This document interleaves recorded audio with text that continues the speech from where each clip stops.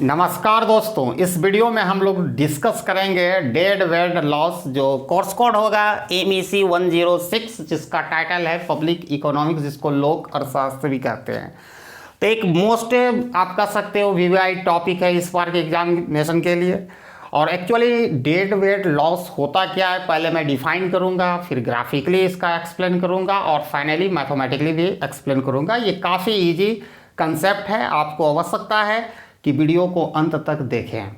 तो dead weight loss क्या होता है? तो डेड वेट लॉस का डिफिनेशन अगर हम देना चाहें वन लाइन में, तो इसका मतलब होता है कंज्यूमर सरप्लस का, ओरिजिनल जो कंज्यूमर जो सरप्लस होता है, उपभोक्ता का जो सरप्लस होता है, उसका वो भाग जो टैक्स लगने के बाद टैक्स रेवेन्यू में वो थी इंक्लूड नहीं होता है, वो टर्न इन मतलब इंक्लूड नहीं होता है, उस पार्ट्स को हम डेड वेट लॉस कहते हैं। It is the diet part of the consumer surplus which is not turned into tax revenue.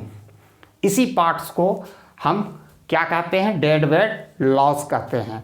अगर आप हमारे चैनल में पहली बार आए हैं तो सब्सक्राइब करना ना भूलें, ज़्यादा से ज़्यादा शेयर लाइक करें और इस तरह का वीडियो बनाने का मनोबल बढ़ाएं। ठीक है, अब मैं स्टार्ट करता हूँ। तो जैसे कि एक चीज़ होती है लमसम टैक्स। जो लमसम टैक्स होता है, ये एक ऐसा टैक्स होता है भैया कि सभी व्यक्ति पर एक समान चार्ज किया जाता है। बोलिएगा एकदम प्रैक्टिकल एग्जांपल, अगर कार यूज करते हैं, ट्रक जो यूज करता है, तो उसको पोल टैक्स देना पड़ता है। पोल टैक्स सब पर एक समान, चाहे अमीर हो गरीब हो, ये इसी को लमसम टैक्स कहते हैं। लमसम टैक्स के मतलब एक फिक्स अमाउंट, एक निश्चित राशि सभी व्यक्ति पर मतलब लगाया जाता है टैक्स के रूप में। पहली बात तो लमसम टैक्स को माना जाता है सबसे परफेक्ट टैक्स इंस्ट्रूमेंट, क्योंकि इससे किसी तरह की मतलब किसी तरह की प्रॉब्लम, बाधाएं क्रिएट नहीं होती है कंजप्शन में। माने lump sum tax does not causes distortion in consumption. ठीक है, कंजप्शन में किसी तरह की बाधाएं नहीं होती है। ठीक है, क्योंकि इसको डिफाइन किया जाता है कि no change in behaviour can effect the level of tax. लेकिन जो कॉमोडिटी टैक्सेशन होता है, कॉमोडिटी टैक्सेशन, तो कॉमोडिटी टैक्सेशन का सबसे बड़ी बात होती है कि ये कॉजेज करता है डिस्टॉर्शन। डिस्टॉर्शन मतलब बाधाएं करती है कंजप्शन में, और डिस्टॉर्शन किसकी तरह करती है? कमी करती है, सब्स्टिट्यूशन करता है। कहाँ होता है? जैसे ही किसी कॉमोडिटी पर जब टैक्सेशन लगाया जाता है तो लोगों का जो ऑब्जर्व है, लोगों का जो आम बिहेवियर जो ऑब्जर्व किया जाता है, जो ज़्यादा टैक्स लगाने पर क्या होगा, उस गुड्स का या कॉमोडिटी का प्राइस बढ़ जाता है, तो लोग उस कॉमोडिटी का कंजप्शन करना शुरू कर देते हैं जिस पर टैक्स रेट कम है। यानी हाई टैक्स डिमांड जो शिफ्ट होता है, जो हाई टैक्स रेट वाला जो कॉमोडिटी से लो टैक्स रेट वाला कॉमोडिटी, माने ऐसी कॉमोडिटी का लोग माने उपभोग करना शुरू करते हैं जिस पर कम से कम टैक्सेशन हो, ताकि उसका प्राइस कम हो। ठीक है, होता है। लेकिन एक बात है कि जो हमारा जो कॉमोडिटी टैक्सेशन होता है, एक साइड हमारा टैक्स रेवेन्यू भी, गवर्नमेंट का रेवेन्यू या टैक्स रेवेन्यू भी बढ़ाता है। एक साइड में तो टैक्स रेवेन्यू बढ़ाता है, नो डाउट, लेकिन उससे भी इंपॉर्टेंट एक चीज है कि टैक्स रेवेन्यू तो बढ़ा रहा है वन साइड, लेकिन दूसरा साइड ये कंज्यूमर का जो वेलफेयर में भी कमी करता है, जो कंज्यूमर का वेलफेयर में काफ़ी कमी करता है। तो कंज्यूमर का जो वेलफेयर में भी ये कमी करता है, और जो कंज्यूमर के वेलफेयर में जो कमी करता है वो ज़्यादा मात्रा में होता है as compare to tax revenue. जितना टैक्स नहीं, मतलब टैक्स रेवेन्यू जितना गवर्नमेंट को प्राप्त नहीं होता, उससे ज़्यादा कंज्यूमर के वेलफेयर में कमी आती है। अब इसको मैं ग्राफिकली आपको समझाने का प्रयास करूँगा। तो ग्राफिकली बहुत ही आसानी से आप समझ जाइएगा। तो आप ग्राफिकली इसको देखो,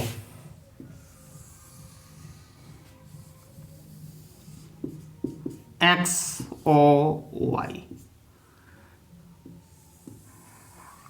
अब यहाँ सीन को आपको पकड़ना पड़ेगा। जैसे जैसे हम आगे बढ़ेंगे वैसे वैसे हम इसमें खींचते जाएंगे। ठीक है, ये ए हो गया, ये बी हो गया, ये सी हो गया। देखो, जब टैक्स को हम कमोडिटी पर टैक्सेशन नहीं लगा है तो वो स्थिति को रिप्रेजेंट हम कर रहे हैं। तो उस समय जब कोई टैक्स के अब्सेंस में कोई टैक्स नहीं लगाया गया है तो प्राइस है आपका पी और क्वांटिटी जो कंज्यूम किया जाता है या क्वांटिटी डिमांडेड किया जाता है x0, ठीक है। और कंज्यूमर को सरप्लस, ये पूरा rectangle whole rectangle area consumer surplus होता है, जिसको हम ओरिजिनल कंज्यूमर सरप्लस कर रहे हैं, ठीक है।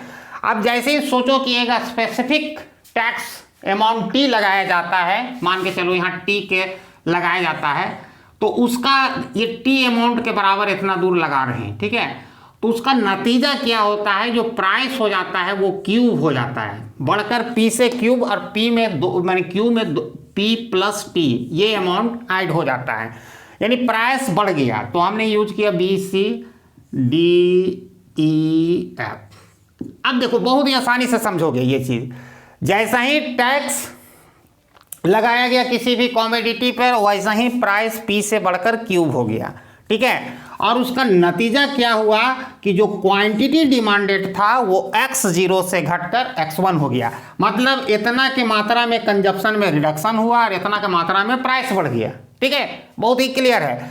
तो इसका नतीजा क्या हुआ, जो कंज्यूमर सरप्लस जो बिफोर टैक्स लगाने से पहले जो था ए बी सी वो घटकर अब टैक्स लगाने के बाद ए डी एफ हो गया, ठीक है। देखो कितना भारी मात्रा में कंज्यूमर का मतलब सरप्लस में कमी होता है।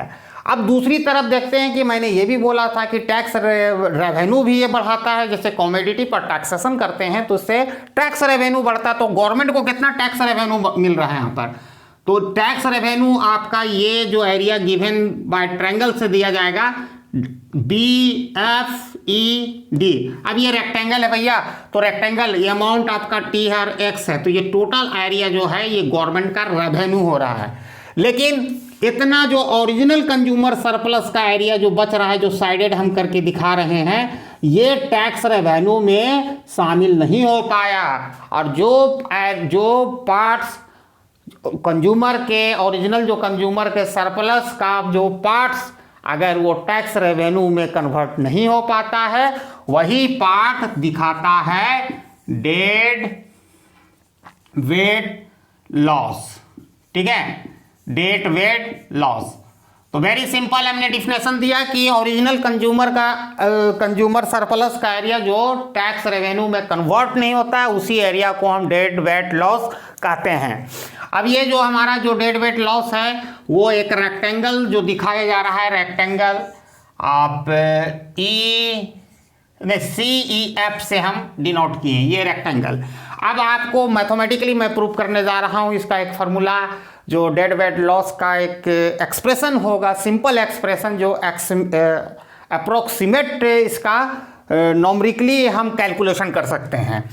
तो इस आपको मालूम होना चाहिए कि जो ट्रायंगल का क्या होता है, जो एरिया होता है, क्षेत्रफल होता है 1/2 यानी 1/2 आधार गुने क्या मैंने बेस इंटू हाइट, आधार गुने ऊंचाई। तो वो हम लोग लिख रहे हैं BH लिख देते हैं, आधा बेस इंटू हाइट। और ये किसके बराबर होगा भाई, डेड वेट लॉस। अब सिंपल है 1/2 हो गया। अब इसका बेस क्या होगा भैया, देखो तो बेस क्या होगा, तो बेस आपको देखना है, पहले आप देखो हाइट क्या है, T है, तो T हम लिख दिए। और बेस जब भी होगा dx, तो dx आपका है कि अमाउंट में x0 माइनस x को हम dx द्वारा माने चेंज इन x को मैंने डिनोट किया है, ठीक है। ये जो चेंज हुआ उसी को मैंने dx से डिनोट किया है, ठीक है। तो हाइट के जगह लिखा गया, तो बेस के जगह हमेशा आपका होगा dx, और इसके जगह जो ये जितना प्राइस यहाँ से यहाँ तक टैक्स के कारण अमाउंट हुआ तो ये t के बराबर होगा, ये इतना की डिस्टेंस, तो t हमने लिखा, ठीक है। अब ये एक डायरेक्ट फार्मूला है जिससे हम डेड वेट लॉस को निकाल सकते हैं। लेकिन एक बात ये अनयूजुअल लगता है कि जब ये जानना बहुत ही कठिन है, अनयूजुअल है कि कभी भी टैक्सेशन हम लगा रहे हैं, माने जो लेवल ऑफ डिमांड होता है टैक्स से पहले और टैक्स के बाद, ठीक है, टैक्स से पहले और टैक्स के बाद जानना ये बहुत ही माने कठिन होता है अपने आप में, मतलब नहीं कुछ अनयूजुअल लगता है, ठीक है। तो इसके लिए अल्टरनेटिव मेथड दिया गया है जो हम इलास्टिसिटी ऑफ डिमांड से उसको एग्जामिन करें। तो इलास्टिसिटी ऑफ डिमांड जो एब्सोल्यूट वैल्यू होता है इतना बराबर आपको मालूम है dx by D P into P by x. अब यहाँ पर आपको देखनी है चीज़ें।